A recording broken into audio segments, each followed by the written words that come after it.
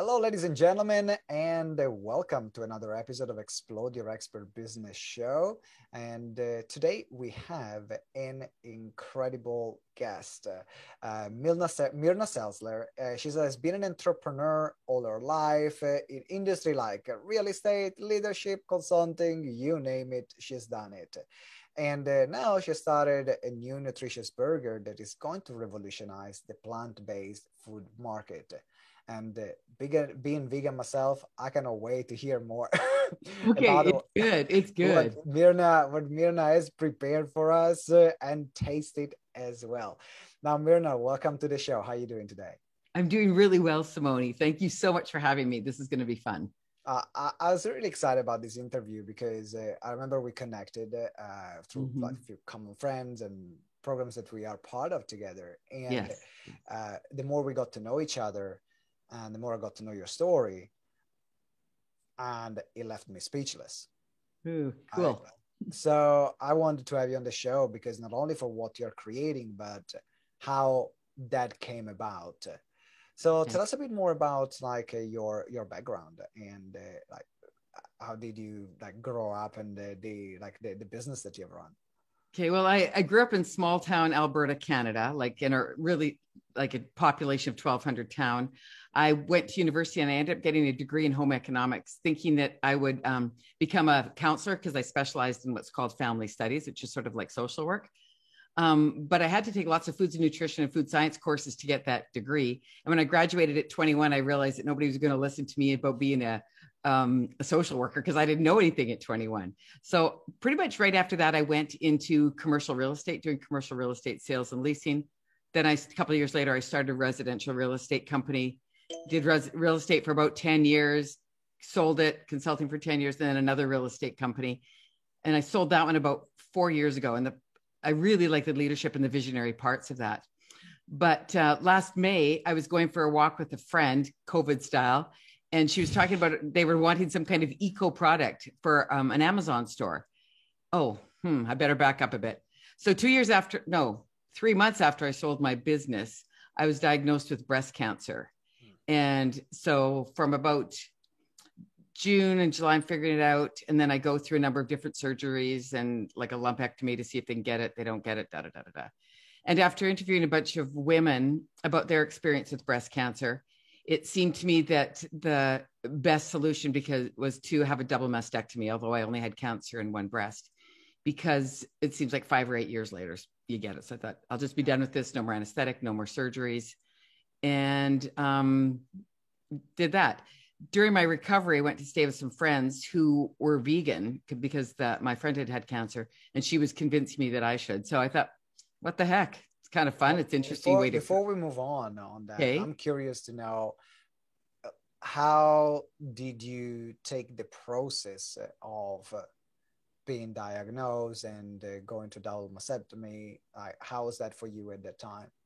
Um, well, as friends call it, it was sort of my cosmic 2x4 that I needed to wake up to having more of a life than working and making decisions that were good for me. Like literally, it was because I'd had um, a pinched nerve in my neck, and my neck, to do x-rays on my neck now, my neck is perfectly fine and all the vertebrae are fine around it. But that was my first cosmic 2x4 that I did not listen to. And that was really painful. So this one was a big one. And so it was really interesting how I think I changed my neural pathways once I got it because I was very newly separated from a 30-year marriage when I got the diagnosis, like separated Tuesday, cancer Thursday. Um, and Whew. yeah, it was interesting. But what was good about that in a way is that my family and my friends really stepped up to be with me. And I'm a positive enough person that at night when I'd lay in bed, just absolutely terrorized by what was potentially going to happen, I would just say over and over in my head, I am so blessed. I am so blessed. Just trying to figure out where the hell the blessing was in all of this. And like I really created neural pathways about I am so blessed. I made it really clear with my doctor that if we were going to talk about real estate, she was going to listen to me. And if we were going to talk about my health conditions, I was going to listen to her. So we had a good deal. I had I had really good caring care, and my family really stepped up to the plate. Like My sons particularly were good. I have this rule with my sons who are, how old are they now? 29 and 31, is that if I ever say, I don't need you, don't come over Christmas, it means I don't need you, don't come over Christmas. I don't play games with them. But if I ever say, get your butt home, I need you, get your butt home, I need you. And I had to make a couple of those calls for my sons to be with me when that, because it was a really difficult time. But I would love to know, like, this is more for everyone that is listening right now, that is either going through a very tough time. I have at least 8 clients I can think from the top of my head right now that are going through cancer at the moment with an early diagnosis. So what would you say to someone that is facing what you face then right now? There's things that you can do. Like, for example, I would suggest changing your diet, for example, getting rid of the sugar as much as you can. Get rid of the sugar, because it's my belief that the sugar feeds cancer. Get rid of the stress, because I think that's what brought my cancer on, was stress. So get rid of that, like walking, lots and lots of deep breathing, and reprogramming your brain, like seeing the other side of it. Like just this year, because it's now 4 years since I had my surgery, I think, or 3, just over 3. And I went into my closet in my basement and I found a pair of cross-country skis that I had no recollection of buying at all. None. And as I thought about it, I bought them while I was going through the different surgeries for the cancer. And I think I bought the cross-country skis because that would send my body and my mind a message that I would be skiing. This cancer wouldn't be getting me. I got these brand new skis. I'm too cheap to waste them. I'm going to be using these cross-country skis. So it's really interesting to find them at creating something that you can look forward to, and not seeing this as this is the end, but I'm gonna get through this, and this is the life that I want to live when I'm clear. Yep. Yeah, and I think that's what I did, because I did not recognize them. I had to look at the tag to see if they were new or used. Like it was really interesting, but I think that really made a difference of seeing a vision beyond that. And what am I going to learn from this? How am I going to make different decisions based on this and change my life? And then seeing the humor in it, because oh my gosh, I have some great funny stories about breast cancer. We can leave them for part 2 of the interview, because I know there's going to be now you mentioned that you have you met your friends. That's where I left the story. You met your friends that were vegan. Yep. And so did you have like a sudden change in lifestyle? I changed instantly. It was like immediately, straight away. Because I'm kind of a creative cook and I don't really measure that accurately. So it was to me, it was fun and exciting. And I thought it was a great way to eat. What I didn't like about meat is when the grease splatters all over the stove and always having to clean the stove. It was much a cleaner way to eat. And I could do lots of prep. Like on a Sunday, I could do lots of prep and eat interesting food all week and add lots of varieties with the beans and the seeds and the grains. Like a lot of people, they would say they will not going to even try vegan foods because I don't know, like me being vegan, I know this come all the time. Oh, but being vegan is boring, that you always eat the salad. And here you are saying, it's like, it was exciting because I could experiment with a lot of foods. It's so exciting. And I can prepare so many of the foods so that I've got lots of things and lots of different flavors. And I learn to rely more on spice instead of grease and salt, which the salt kind of leads into another problem I have, in that I only have one kidney because about 7 years ago, I donated a kidney to my brother, who's now become a bit of a partner in my new business. So that's kind of cool. So you mentioned spices, and then we mentioned kidney. And I know that actually your brother is the person who is doing the spices. Yes. Yeah. And so before we go into the dynamic of the burger and the spices, I want to know, like, how did the fact that you donated a kidney to your brother, which I know it happened also before the cancer, how did the fact that you donated a kidney to your brother help the relationship that you have right now? Did you play a game? Did you already had a great relationship before, as connected as it is now? Well, in my family, there were 5 kids. And the first, third, and fifth kids all had brown eyes. My sisters all had brown eyes. And my brother and I had green eyes. And when we were little kids, it would be the green eyes would try to beat up the brown eyes. I can so I can see the family fights in there. Yeah. So with 2 against 1. So my brother and I, because we look quite a bit alike, we always had just more of a special affinity. And so when I heard that he needed a kidney, like I didn't even take a breath.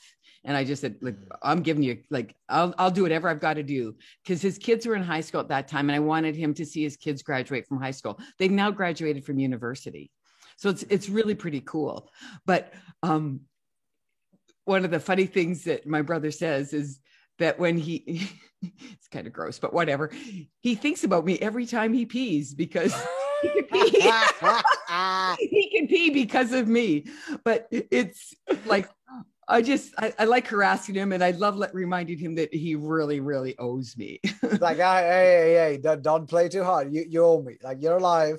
Yeah, you're alive because of me, buddy. And I can take a plastic. So did you bully him into make the spices for the burger? Yeah, the idea is that you owe me one, now go and cook, or did it happen in another way? No, he loves cooking and he loves making cool spices. So it was just like, and I was looking for spices for the burger. So it was a natural affiliation.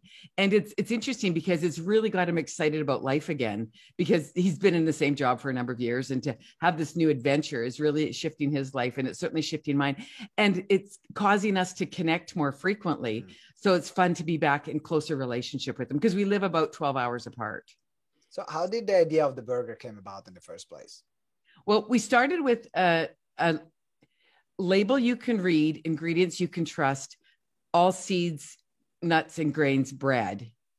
And I took it to someone and she said, oh, this could maybe be turned into a burger. And I thought, oh, this could be turned into a burger. So I took the foundational mix we had for the bread and started thinking about the things that make a good burger in terms of the spices, the vegetables, the problems, like how does a burger stick together? How will I solve that problem?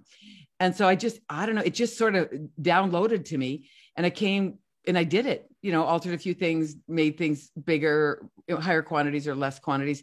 But for example, it just pretty much downloaded to me, and it worked on pretty much the first try. It's just been the fine tuning that we've been doing. Kind of like meant to be. It seems like it's meant to be, because and as a vegan, like primarily or plant-based, one of the things I do kind of miss is like having mustard. I don't have much to have mustard on. So the burger sort of becomes like a condiment carrier. Yeah, putting mustard on a salad leaf doesn't. Yeah, it just doesn't cut it. Yeah. So it gives me an opportunity to have mustard and things like that. And again, sometimes if we've grown up as non-plant-based, we just want some sort of traditional food, some like familiar food that just brings back memory. The taste. Yeah. It is. And this brings back that opportunity to have a burger or sloppy joes, or turning it into shepherd's pie, tacos, all those kinds of things will be able to be made. We're going to have probably 4 SKUs that'll cover those kinds of flavors. And Italian too, Simone. Absolutely. Yeah. In fact, like I remember when I turned vegan, one of the first thing that I remember like starting eating were like vegan burgers. I see sometimes I have burger nights with my wife, and I will have my vegan burgers, my treat for the week. And it is something that is linked, to socializing. Yes. About the meaning of food. Being Italian, food is something that brings people together. And unfortunately, like right now, there are a lot of foods that bring people together in an unhealthy way.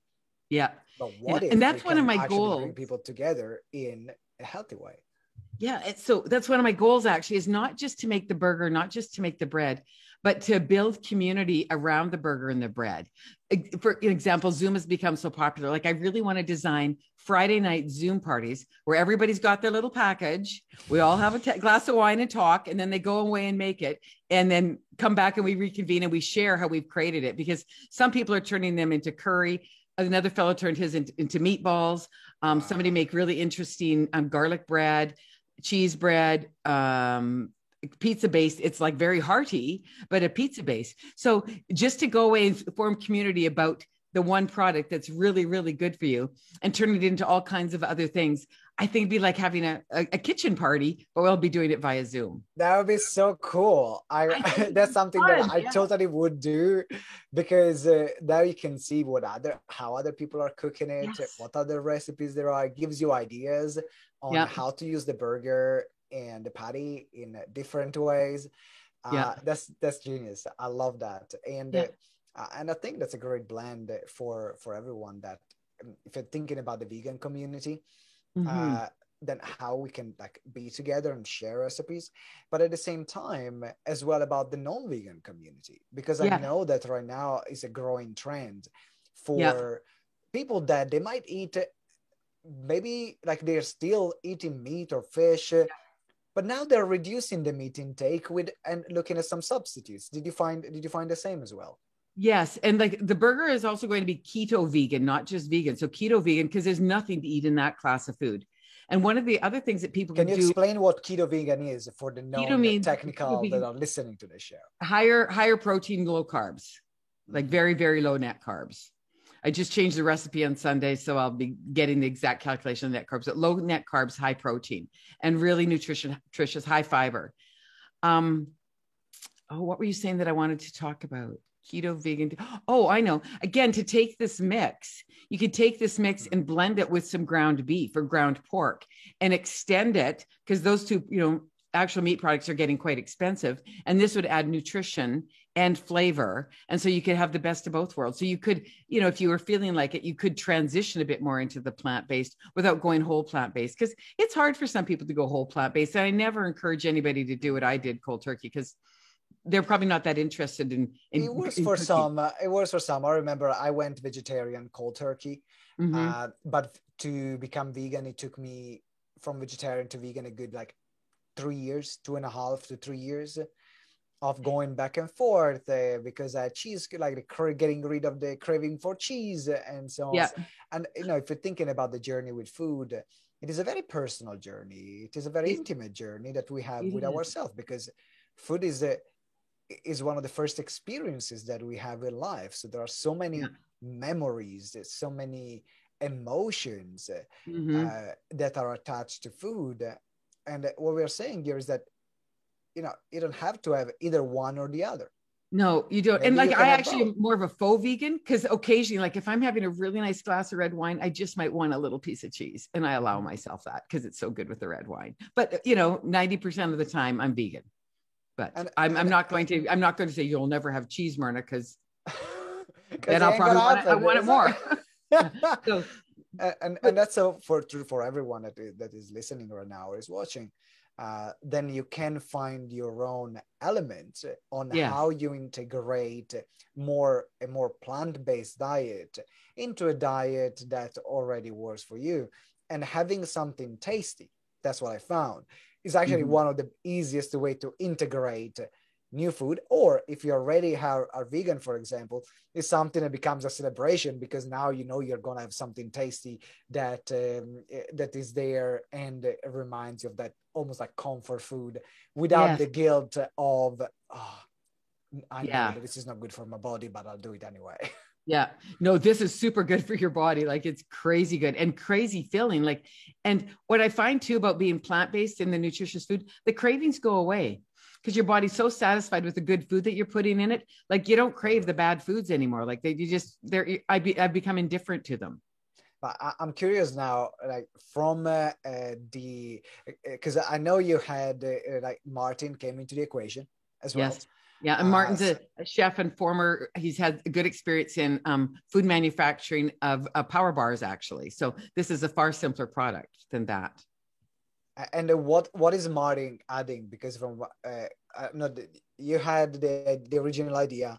Your Yeah. brother added the spices, and Martin He's bringing is the manufacturing experience and some of the marketing experience. And I also got connected to a consultant out of Pennsylvania who's helping me with connecting it to the marketplace and the kinds of things that I need to do with that. So I've got just an amazing team of people that know way more than me about this. And I'd have to say I'm mostly the visionary and the energy behind it, yeah. because I don't have a lot of experience in terms of being the mad scientist in the kitchen. That's my favorite part. Like every Friday night, I think, ooh, what can I create now? So I create something different. Yeah. So Yeah. is it already for sale, the burger, or is it gonna be for sale soon where people I can think in find the it? next 60 days, by the end of for sure by the end of May, it'll be available because we want to hit the burger season here. Mm-hmm. Our limiting factor is usually getting the packaging, but we'll be starting to sell it bulk to restaurants in the next probably 3 to 4 weeks. And that'll be good. Then restaurants can have some good fun. Because you haven't mentioned the name of the brand yet. What's the name of the brand? Oh, yeah, we haven't. So it started out as Bodacious. Of course. Bodacious Artisan Breads with a Z, because that was the only URL we can get. And then as we start to communicate with it, we start to call it Babs, capital B, capital A, capital B, Z. So we've got Babs.rocks, babsburgers.rocks. I think, I don't know. I can't even remember all our URLs, but we're not going to go .com or .ca because that's far, far too boring. Babs.rocks. And so Babs.rocks. So if you're around and check it out. Look for Babs in particular after May 2021, which is the time frame, the year that we are talking about here in this interview. Maybe you listen to it like few years later or before May, so then you can see in terms of time frame. And is it going to be released in particular regions or particular state first? Where is the distribution going to start? It's going to start in Western Canada first, and then our goal is probably to take it down the western coast of the U.S. And I'm looking to manufacture in Eastern U.S. because again, along the Eastern seaboard would be good. And I'm talking to 2 people actually in the U.K. who just based on what they've heard and seen, because I show them on Zoom what it looks like and so on. And I'm sorry, I left the packages upstairs, so I can't show you today, but it really looks like hamburger and it really sticks together like hamburger. Like you're not compromising your aesthetic at all with it. Anyways, I've got a couple of people in the UK that might be interested in taking it there. So we're working on all the trademarks so that we can get it into all of those marketplaces, because we want people to go into a restaurant and say, hey, I want one of those Babs burgers. And that's what so I'm going to be waiting, like here I'm in the UK right now, so I'm going to be looking forward to the moment where I can taste one of the Babs burger here in the UK. And then if you're around like in Canada, where you can see where it's going to be released first, you're the lucky ones. It's going to arrive to the US and the UK and the rest of Europe soon. So Myrna, if someone wants to get in touch with you or to reach out to you, because this is more, or to help out, because this is not just a business, this is a mission. This is a mission, because I've been in business and I've done well in business before, and I really want to leave a bigger legacy and a bigger opportunity for more people to be successful. I have a sister who's brain injured as a result of a car accident, and watching her, she's had really compromised life in terms of housing. She was just diagnosed with a brain tumor yesterday, so it's a little emotional today. And so what I want to do is, like, if I can, when I grow Babs to be really big, I want to create supportive housing units for people that are homeless. That's the bigger mission. The real mission is a label you can read, ingredients you can trust, great food that you can share with family and friends and build community. But the outflow of that in terms of profits, I want that to go to supportive housing. That's my bigger goal. So I'm sure that everyone now is listening or watching. They will want to support you. What's the best way? What's the best way to reach out? The best way would probably be LinkedIn. So just Myrna Selzler, and it's SELZ or Z if you're in the United States, LER, like seller without a Z with it. But there's not many Myrnas, and I don't know. You'll find me. And we'll find it. We'll put a link as well in the show notes. So make sure you click the link and connect with Myrna. Myrna, thank you very much for being on the show today. It's been a pleasure. And I'm really honored to be able to have shared this with you. Your story needed to get out. Your story needed to get out. Your mission needed to get out. And we're here to support. So thank you for being here. Okay. Thank you.